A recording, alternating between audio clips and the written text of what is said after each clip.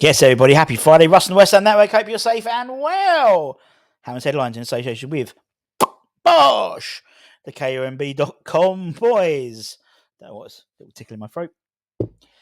4 stories today, you lucky bastards. A couple of transfer rumours, one about Edson Alvarez and one about the academy in terms of who we're going to be drawn in the EFL Trophy. Has been drawn already. So let's crack on like Donkey Kong. What should we talk about first? Let's talk about ins, then we'll talk about then we'll talk about Alvarez, then we'll talk about the kids. That sounds a good way of doing it. So let's start with ins. Now, apparently, a player who's been on our, and I said we've had 140 something now players we've been linked with. But one of the names that's sort of gathered a little bit more pace recently is the Celta Vigo striker, Jorgen Shradlan. And according to Federo del Vigo, the newspaper reported today the possibility of him leaving the Liga side is expected faster than expected. There's also interest from the Premier League, while several teams from Italy have shown interest. West Ham, Wolves, Aston Villa, I think, also are in the hunt for the, and I said hunt, for the striker. We know that's an area we're desperate for. He's performed well for Celta Vigo in La Liga and is of interest to plenty of teams across Europe. He's 24, so loads of room of improvement. A real sort of sweet spot for West Ham's signings, I'd suggest. West Ham were quoted in the article, although it was all in Spanish. But I did see the words West Ham, so I assume that's the case. If a deal is struck, could be a real coup for Lopetegui. It would be the number 9. You know, we need that number 9 who we've been desperate and possibly he could be it. He could be it. He's a big lad, 24, good age, played well for Celta Vigo this season. And as I said, has gathered lots of interest from across Europe, including several Premier League sides with West Ham named as one of them. So the race has begun. Another player we've been linked with before is Trevor Chala. Apparently Chelsea are looking to balance the books, unsurprisingly, and are looking to get rid of Trevor to generate funds. Ironically, not just to sort of balance the books, but to buy another centre-half. It looks like the Nottingham Forest Brazilian centre-half, Murillo, who I think is a great player, and I wouldn't mind having a go with him, to be honest. In terms of buying him, I meant. And so originally they offered CHALOBAH as part of a swap deal. However, reports indicate that Forest have declined the swap deal and they need the money. And consequently, Chelsea instead are trying to generate the money and are attempting to sell, apparently, CHALOBAH to West Ham. We are in the market for 1 or 2 centre-halves. I'd say 2 centre-halves we'd need. Obviously, Max Kilman is someone we've been heavily linked with. CHALOBAH can deputise at right back as well, and he has done for Chelsea on several occasions, with the potential of maybe, obviously, with Ben Johnson going to leaving the club, looks like joining Ipswich. Vladimir Soufal, heavily linked potentially with a move to Galatasaray. We're going to be a bit light in that right back position anyway, even if Vlad does stay. So bringing in someone like Trevor, who can play centre half, who can play right back, would help. Depends about the price tag, really. Obviously, he's homegrown, and also the reason why Chelsea are looking to maybe sell Trevor is because he is an academy product. So, you know, it helps. And that's why you've seen a lot of these. I did a show about it a few days ago. Go and check it out. It's fascinating in terms of the loophole.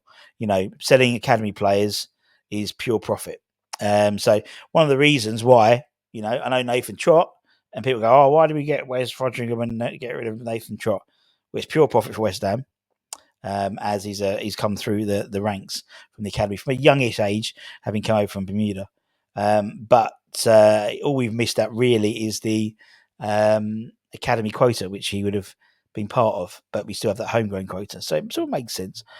But could we see a centre-half partnership of Chalobah and Mats Kilman, maybe? Or even Jake O'Brien from Lyon, who we spoke about this afternoon at lunchtime. Check that one out.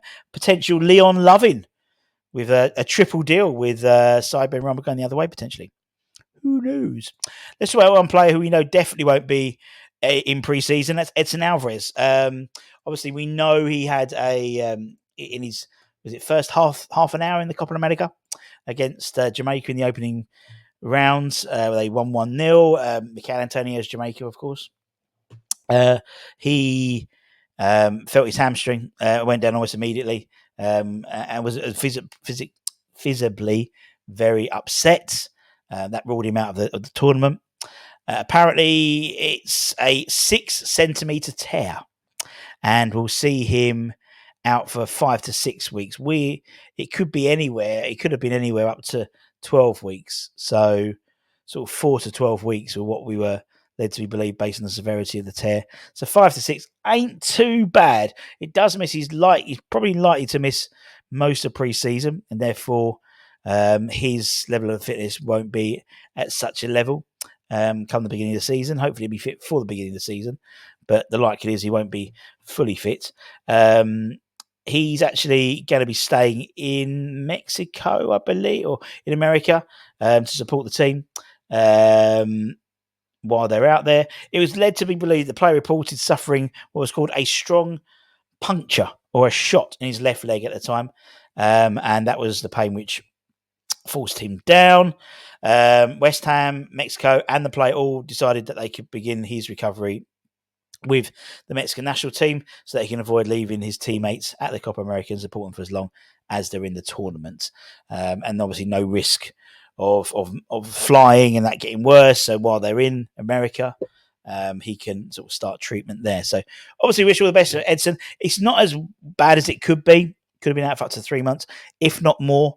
But it just hinders our sort of pre-season preparations a bit more. Obviously, he wouldn't have been back in pre-season probably until after 5-6 weeks anyway, really, after the end of the tournament and then the time off. So, but he'll come back, obviously, having just recovered from a hamstring tear rather than just playing in the Copa America. And lastly, let's talk about the Academy. I expect to hear a lot of news from the Academy probably today, over the weekend, if not Monday. Lewis Brown, David Chigueda, and another gentleman we're looking at getting on the firm. And also a couple of players have signed new deals, like Tyron Akpata as well. And all that will come out in the wash in the next few days, apparently. But the draw for the EFL Trophy has taken place, and West Ham have been drawn against Cheltenham Town, Newport County, and Reading in the group stages.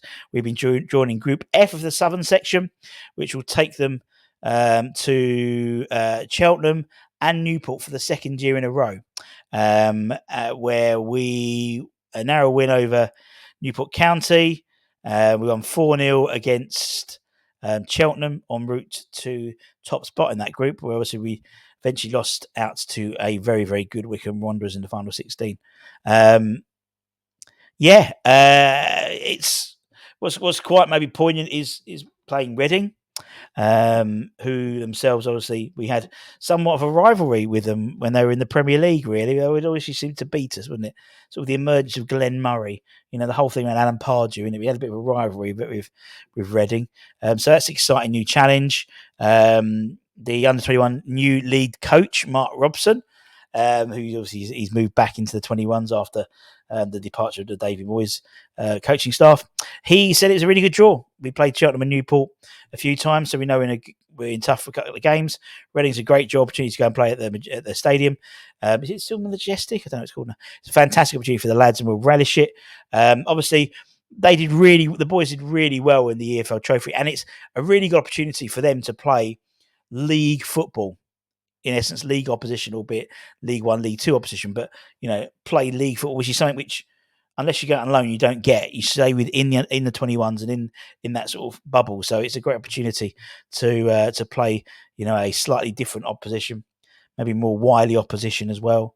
And as I said, we got to the last 16, and to be honest, we were. I mean, they were a good side, Wickham, that day. To be fair, but it helps the progression of the side and the progression and development of the players. So good luck, gents. And that's it, my friends. That's it. Whistle Stop Tour. Another week ended. Another signing. Let's see what next week's going to bring. Take care. Stay safe. Stay warm. Stay humble. Keep the faith. And go on your irons. And go on your 3 Lions on Sunday.